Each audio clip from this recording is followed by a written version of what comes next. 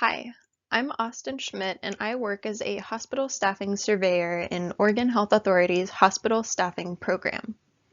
OHA's Hospital Staffing Complaint System is how Oregon's hospital staffing law, including the updates in 2023's House Bill 2697, is enforced in Oregon. In this video, we will provide a quick overview of professional and technical staffing under the hospital staffing law.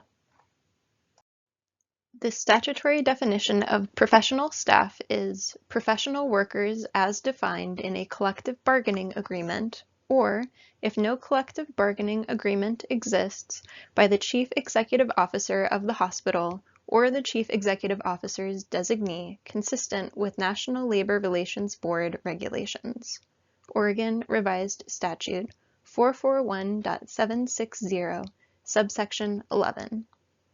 The statutory definition of technical staff is technical workers as defined in a collective bargaining agreement, or, if no collective bargaining agreement exists, by the Chief Executive Officer of the hospital or the Chief Executive Officer's designee, consistent with National Labor Relations Board regulations.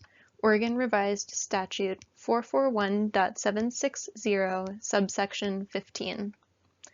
The National Labor Relations Act and related regulations do not define professional or technical staff. Examples of professional and technical staff may include lab technicians, surgical technicians, and respiratory therapists, along with other positions defined by a collective bargaining agreement. The classification of these positions varies between hospitals depending on the collective bargaining agreement, if one exists. If there is no collective bargaining agreement, then the hospital's chief executive officer has the authority to determine who is in this category. This means that a respiratory therapist may be included as professional or technical staff at one hospital and not included at another hospital. The requirements for the Professional and Technical Staffing Committee are in Oregon Revised Statutes 441.775. The statute details both the committee and plan requirements. The statute requires that each committee consist of equal numbers of professional and technical staff members and professional and technical managers.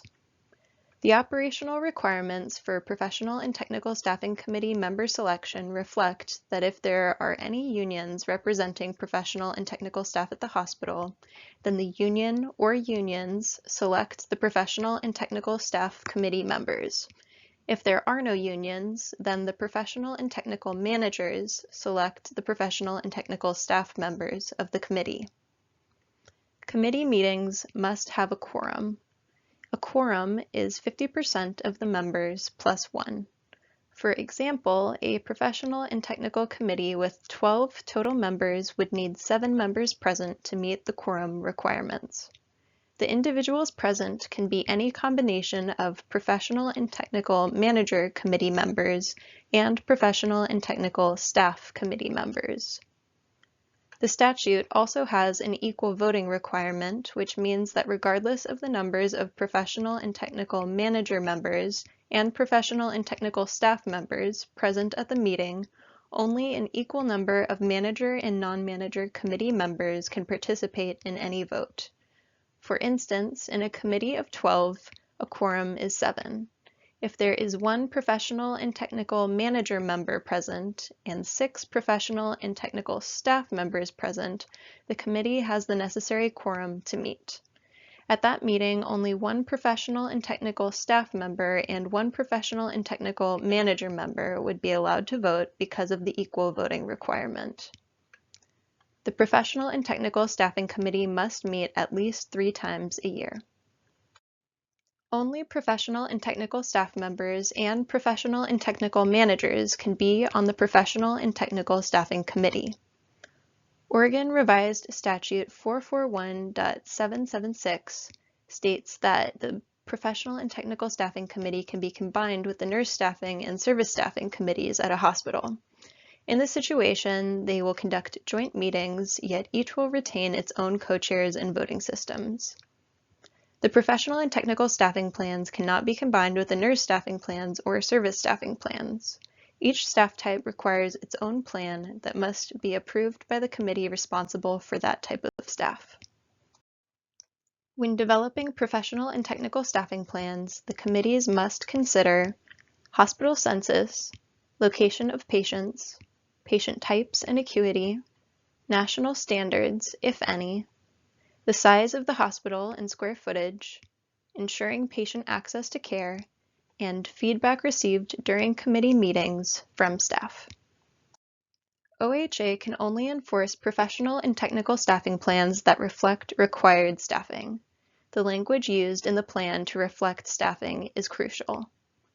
OHA can usually enforce staffing levels that are described as required, mandatory, maximum ratios, minimum numbers, and staffing level terms must or shall.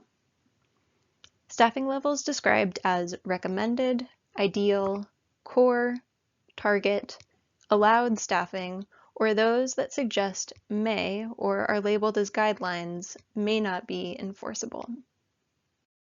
OHA can only enforce the staffing law requirements that are listed in Oregon Revised Statute 441.792.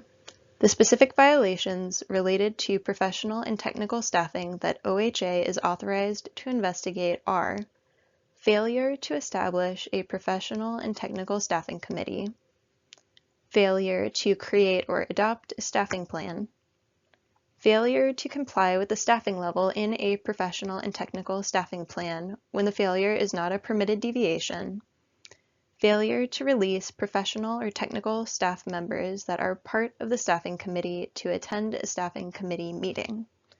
The professional and technical staffing law includes multiple requirements that OHA is not authorized to enforce. Starting June 1st, 2025, OHA will be able to impose civil penalties for violations of Oregon Revised Statute 441.792. OHA is actively investigating complaints received before the state, but civil monetary penalties are not possible for noncompliance that occurs before June 1st, 2025. For more information, visit www.healthoregon.org/hospital staffing for OHA's FAQ, webinars, and other resources. Thanks for listening.